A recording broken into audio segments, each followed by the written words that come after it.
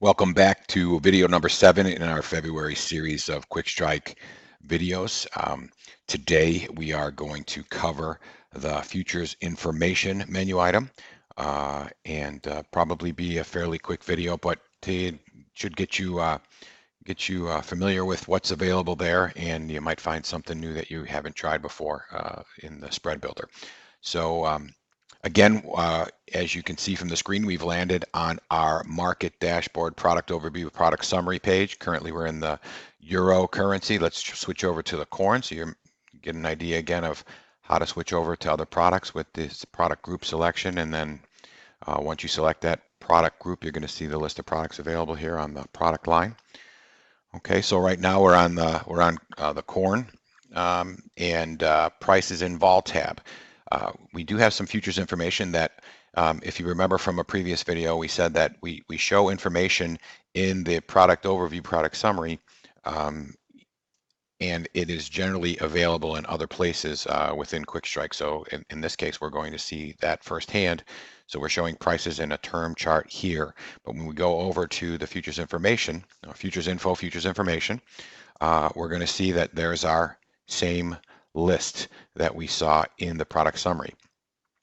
A little bit more available here from a tab standpoint, and also the ability up top, if you see this drop down again, anywhere you start to see a label and an icon in the label or a label and a drop down, you know that you can affect change on that page again by making a selection. So in this case, if I choose the March contract, remember H stands for March. If I choose the March contract, I'm going to see some data. I believe it's like 9-month chart here for historical futures prices, and we're seeing 30, 60, 90-day moving average. So we have open, high, low, close, and we have a volume chart for that as well as the open interest chart. So I can go back to the full futures list, and I see everything here again. Pretty standard stuff that we're showing: days to expiration, when it expires, last settled change. So you see that this is a Sunday up here, February 7th, so market's not open yet, so we have no change. And we have open, high, low, close from previous in this case. And then this volume and open interest is still from last trading day. Okay. And as we have been pointing out in all the videos, you see a symbol. That means it's typically clickable. So if we look here, we can click on the symbol, and we're going to get a little bit more information about the pricing charts for that contract. Again, nothing happening today yet. Previous day is a Friday. We see it there. We have a week, and then we have a history choice here as well. So this drop down was included in case you wanted to look at a particular contract and then create a PDF for this page. Okay, so recall PDF icon, portrait or landscape. This page probably looks best in a landscape mode. It's all here if you want to take a look and see what that looks like when you generate a PDF. Next tab will look like in the term structure section. It's a term prices. Here we're going to see a chart of all the futures contracts that are currently in the system. So this will give you an idea of what the futures look like right now, just from a term structure standpoint. So we see the current to settle the change, so nothing much happening here. You will see two curves here during the trading day. You'll see where things are right now and where things settled. So it's a good place to come around here and see what the whole spectrum of underlying prices looks like, so from the opening of the trading day. Then we have some open interest information. Here's a total open interest section. So here we have total open interest for all the contracts and total volume. Again, here we'll notice that we have an icon and some text, right? We've seen this before, so we can click on the display settings and we can filter this information, so we can limit this chart to only contracts that have open interest or only contracts that had change in open interest on a particular trading day. So it's another way that we can manipulate what we're going to see here in the chart. You also notice the max change for corn in this case, or for any product. It's going to show you the largest change in open interest for each of the contracts, and we're going to see that somewhere else as well in the next tab when we go look at the open interest change.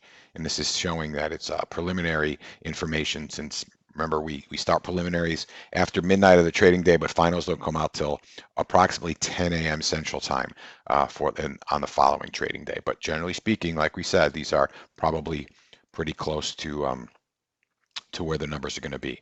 Now we'll take a look at the open interest change. So here we're seeing our max change here is represented in the March contract, ZCH6, and we see the change for the other products. So again, we'll remind you that you can click the bar charts or the bars on the chart, and you can see the actual numbers associated with them. And down below, we have the same volume chart that we saw in the previous. And finally, we have volume by venue. And in this case, you're going to see where these contracts traded. So primarily, we're seeing a Globex trade, but we do see some on Clearport, and we may even have some on Open Outcry here. Okay, so again, to remind you, this is futures info, futures information, and all the tabs with the associated data are down here to the left. Now, the next thing we'll take a look at is the future spread builder. So in this case, what we're going to be able to do here is we can build any spread, any future spread that we want, and effectively see the history for that spread over a period of time. So it defaults to 1 year. So you can choose your start date to be anything that if you go too far in the past and that contract didn't exist yet, it'll just bring up when it initially opened. So right now we're going to show you what a year looks like, but let's see if we want to do a March-May spread here. I can hit calculate, and I'm going to see a few charts. I'm going to see what these futures charts individually look like, what the spread looks like. So it's the spread over time, and then we're seeing one standard deviation band. So you could see if this thing is inside or outside what's typically been a standard deviation. So here we see that we're a little bit outside at this point. So what's that tell me? Maybe it's time that I take a look at the spread and see if something interesting might be happening. Down below here we have just a statistical summary of things. So you'll see how many days that we actually got to evaluate. So generally speaking, there's about 250 to 252 trading days in a year. It's telling you what the last spread was, the mean, the average, et cetera, median, standard deviation, that kind of stuff. So it's all right here numerically, so you can take a look at it. And also it's going to show you the number of occurrences for each of the spread prices. So this gives you an idea of how long something actually traded at the individual prices here below. Okay, and as I mentioned previously, you can print this out very simply. Okay, you could also save this, and if I click Save As, you can name this spread. In this case, I could say ZCH6K6. Okay, and I'll say OK here, and I save that spread. And let's pretend I come in the next day so I can clear us out here and say, all right, I don't want to see that spread anymore. But what I can do is I can come up and load this spread again, and there we go. It's going to show me a year's worth of data. So if I come in tomorrow, it'll be the year. The dates will reset for you. Okay, so pretty simple, pretty straightforward, but pretty useful when it's all said and done. You can build other spreads as well. In this case, let's make this into a butterfly, and you can hit calculate. And here we're going to see all of the futures contracts that comprise that butterfly, and then you're going to see what this butterfly spread looks like. And again, the occurrences and the statistical information. You're going to see a calc type drop down here as well, and you see spread and pack and bundle. This pack and bundle is typically going to be used in the short-term interest rate products, the Eurodollars. Okay, so you can probably ignore that if you're not a Eurodollar, if you're not trading Eurodollar futures or Eurodollar options. But if you are, you can build packs and bundles here as well, and it'll give you that pricing accordingly. Okay. So that is it for today. We covered, again, the futures info, futures information, and spread builder. And as we mentioned, just to reiterate, so we get comfortable with where all this information is coming from, if we go back to the product overview page, we had some of that information in the futures section of the product summary, but the majority of the information is in this futures information menu item. So again, hope you have been watching the videos. I hope they've been useful. Look forward to comments from you if you're finding anything else that you'd like to see in terms of extending any of these current videos or particular topics.